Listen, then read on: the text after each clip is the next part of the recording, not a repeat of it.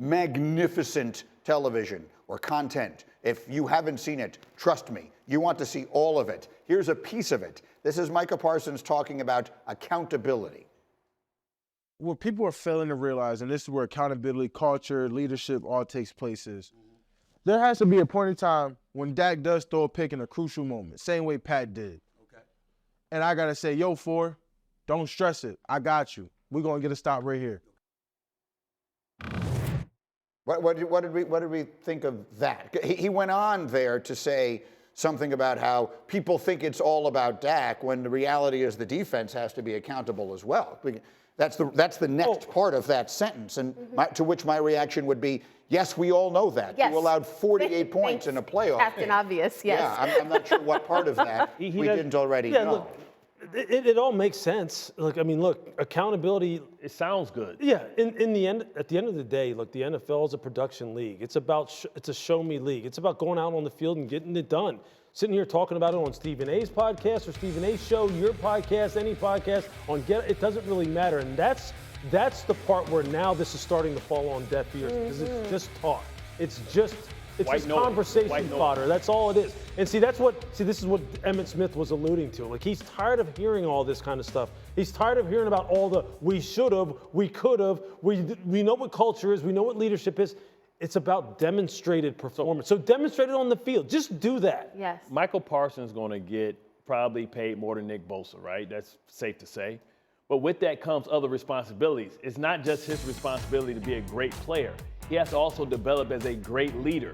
And he hasn't demonstrated that because if you just listen to his words and what he's doing, becoming a distraction for the team in the offseason, that's not what leaders do. So he needs to understand that he's got to have tough conversations with teammates, but it starts with himself and his actions. And it's not a good look. You know what part? Let me play the second part of it, though, just to amplify that point.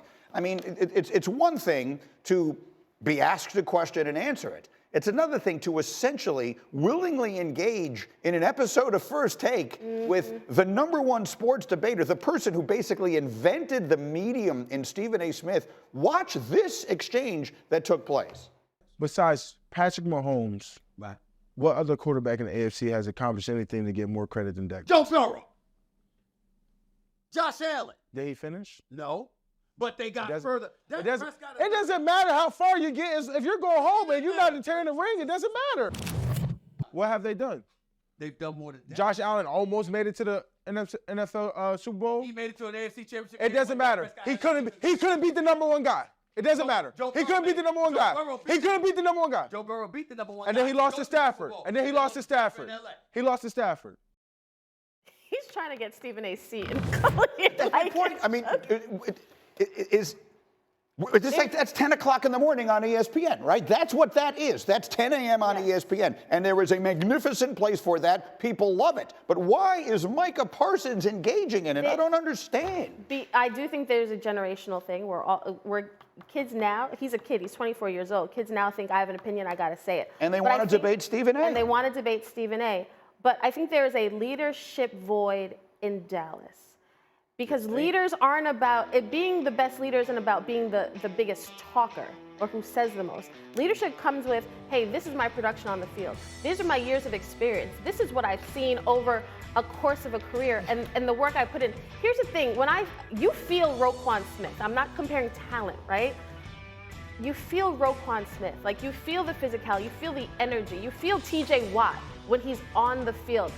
Micah talks about, I don't understand how guys can say they're tired. I don't understand. Micah is a phenomenal player, but his play, his energy, his effort, it's not translating to the rest of the defense. It's not filtering out. If Micah just toned it down, said less, and allowed, because here's the thing, to Lewis's point earlier, these Cowboys, when Mike McCarthy is talking about we have a championship culture, from what decade, bro? Yeah. Like, these guys haven't done anything. Look, this whole thing, like this culture, what's leadership? How do you take it to a championship? Look, the best leaders that I was ever around, not only were great players in the biggest moments, but they made you want to be better and go, I can't fall that far behind this guy. Because this guy is not only our best player, he's our best worker, he's the standard setter. And they usually went about it in a way that wasn't debating Stephen A. They went about it in a way, and there was no Stephen A. back then. No, but they went about it in a way so that was just so. It was just so matter of fact. It was so in your face and so obvious that they didn't need to go on a show and talk about it. You just watched it and you followed it. That's what they need to do. That's leadership to me. That's why Patrick Mahomes is running circles around everybody right now. But who's going to teach him? Who in that building? Again, When I was there, it was Jonathan Ogden, it was Ray Lewis, right? And these are two polar opposite guys about how they go about their business, right? When I was here, it was, Darrell Reeves, myself.